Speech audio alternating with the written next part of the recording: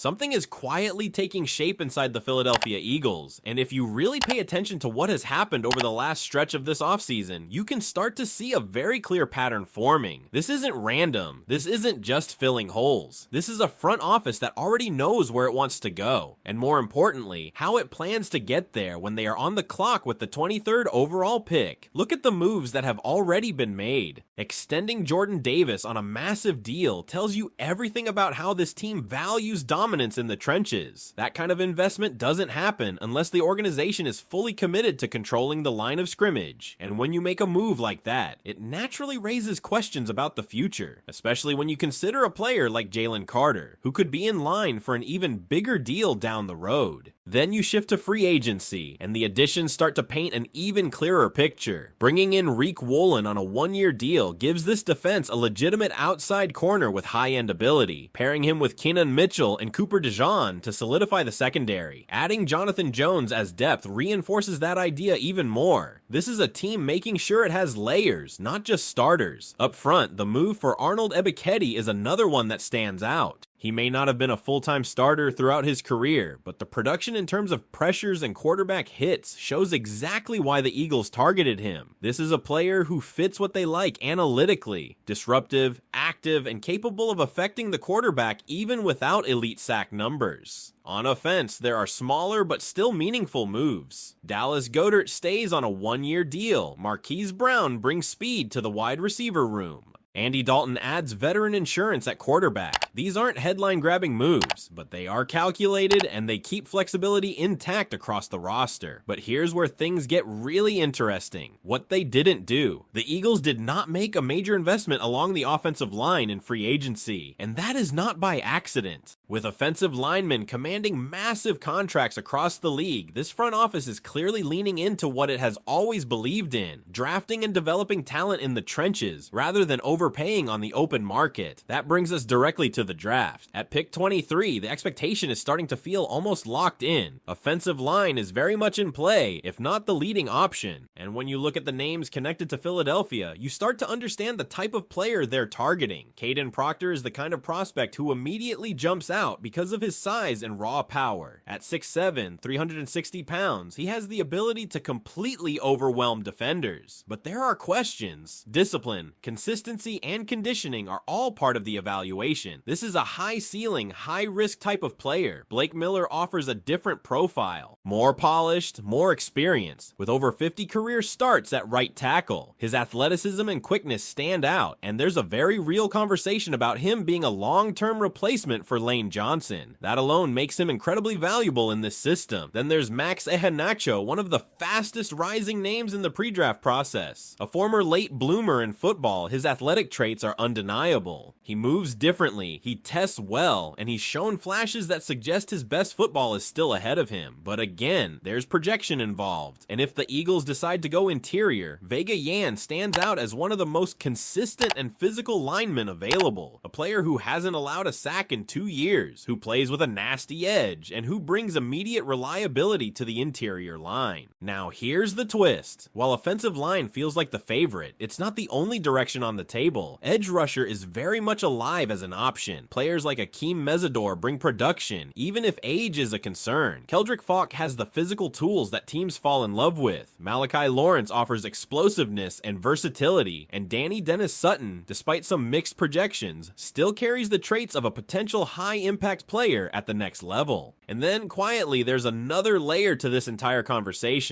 Skill positions, wide receiver, tight end, even those could come into play depending on how things unfold, especially when you consider the possibility, even if it's just a scenario, of a major move involving a player like A.J. Brown. If that were to happen, the entire draft strategy could shift instantly. So when you step back and look at everything together, this is what stands out. The Eagles have positioned themselves to be flexible, but intentional. They've addressed key areas just enough in free agency to avoid desperation, while leaving the door wide open to attack premium positions in the draft. And that's what makes this so fascinating right now. Because sitting at pick 23, they could go in multiple directions, and every single one of them would make sense based on what they've done so far. So now I want to hear from you. If you're making the call and the Eagles are on the clock with the 23rd pick, do you lock in the future of the offensive line, or do you take a swing on a difference maker at another position? And this is where things start to get even more layered, because once you open the door to other positions, you begin to see just how many different directions this front office could realistically take depending on how the board falls. Let's stay on that wide receiver angle for a second, because it's not just speculation for the sake of it. There are real traits in this draft class that could tempt a team like Philadelphia, especially one that values explosiveness and versatility the way this offense does. Take Casey Conception, for example. This is a player who brings instant juice to an offense. When you watch him, the first thing that stands out is how dynamic he is in space. He's not just fast, he's sudden. He's sharp in and out of his breaks, and he has the ability to create separation on his own. That's something you can't teach. His route tree is deeper than people think too. He's shown he can win on vertical routes, intermediate concepts, and underneath patterns. The concern, though, is consistency with his hands.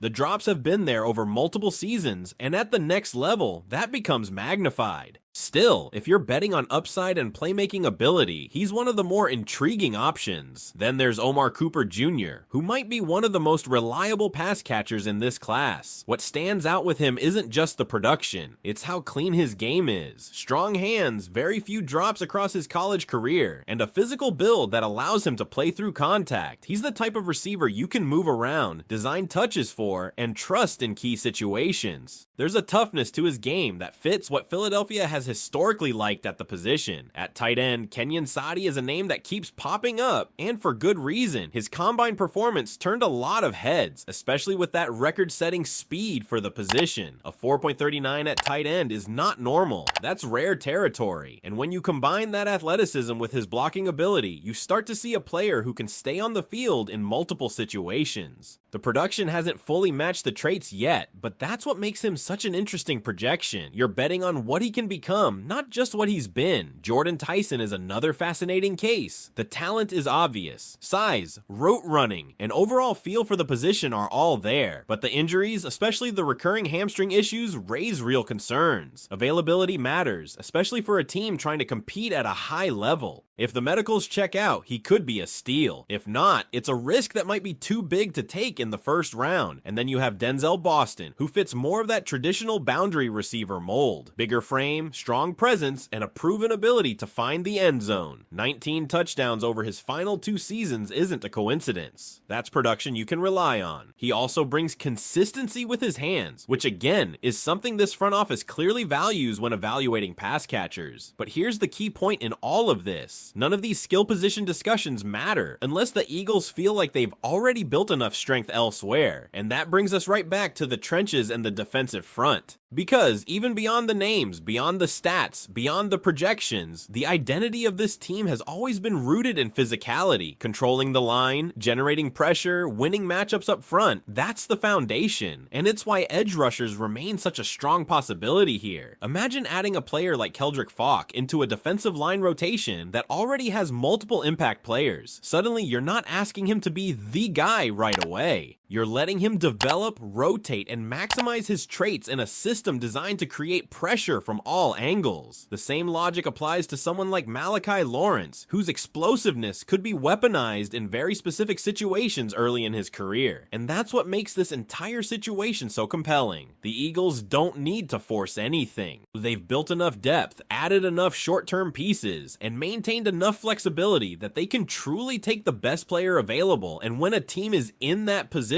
that's when you tend to see the smartest decisions get made. So now everything comes down to evaluation. How do they stack these players? What traits do they prioritize? And maybe most importantly, what vision do they have for this roster, not just in 2026, but 2 or 3 years down the line? Because whatever decision they make at pick 23, it's not just about filling a need, it's about shaping the next phase of this team. And if you've been following this front office long enough, you know they don't make these decisions lightly. Now I want to take this this one step further with you. When if the board falls in a way where the top offensive linemen are gone and the best player available is either an edge rusher or a wide receiver, which direction are you going and why? And the more you really think about that scenario, the more you realize how much pressure and opportunity is this sitting on that single decision. Because if those top offensive linemen are off the board, it forces the Eagles into a moment where philosophy meets reality. Do you stay committed to building in the trenches no matter what, even if it means reaching slightly? Or do you pivot and take advantage of a high-impact skill player or edge rusher who unexpectedly falls into your lap? This is exactly where great front offices separate themselves. If it's an edge rusher sitting there, you're talking about doubling down on one of the most important principles in today's NFL, getting to the quarterback without blitzing, and in a defense that already values disruption, adding another explosive piece could elevate the entire unit. It's not just about sacks, it's about pressure rates, collapsing pockets, forcing mistakes. A deep rotation on the defensive line keeps players fresh and dangerous late in games, and that's something Philadelphia has always prioritized. But if it's a wide receiver, now you're talking about changing the dynamic of the offense. Adding another playmaker, especially one with speed or versatility, opens things up in a completely different way. It stretches defenses, creates mismatches, and gives the quarterback more options when plays break down. And in a league where explosive plays can decide games in a matter of seconds, that kind of addition can't be ignored. What makes this even more interesting is how interconnected everything is. A stronger offensive line gives your quarterback more time. More time allows receivers to get open. More weapons make it harder for defenses to focus on one target. On the other side, a stronger pass rush makes your secondary better because quarterbacks have less time to throw. It all feeds into itself. So when the Eagles are making this pick, they're not just evaluating individual talent. They're thinking about how that player impacts the entire ecosystem of the team. And based on everything we've seen so far this offseason, one thing feels very clear. They are building with intention. They've avoided overcommitting in free agency. They've added short-term pieces with upside. They've maintained flexibility. All signs point to a team that is setting itself up to make a smart, calculated move in the draft rather than a desperate one. And that's exactly where you want to be. Because when you don't have to chase needs, you can let the board come to you. And when you trust your evaluations, that's when you land players who end up outperforming expectations. Now we're getting close to that moment where all the speculation turns into reality. The board will fall, names will come off, surprises will happen. And when the Eagles are finally on the clock, we're gonna find out exactly how they see the future of this roster. So lock this in, because whatever happens at pick 23, it's going to tell us a lot more than just who they drafted. It's going to reveal the direction they truly believe this team needs to go. Now I want your final take. What's the one move you're hoping they make when that moment comes? And what player are you pounding the table for right now? And here's the part that a lot of people don't talk about enough. What happens after that pick is made is just as important as the pick itself, because whoever the Eagles select at 23 isn't walking into a rebuilding situation. This is not a team asking a rookie to carry the franchise from day one. This is a roster that already has structure, already has leadership, and already has expectations.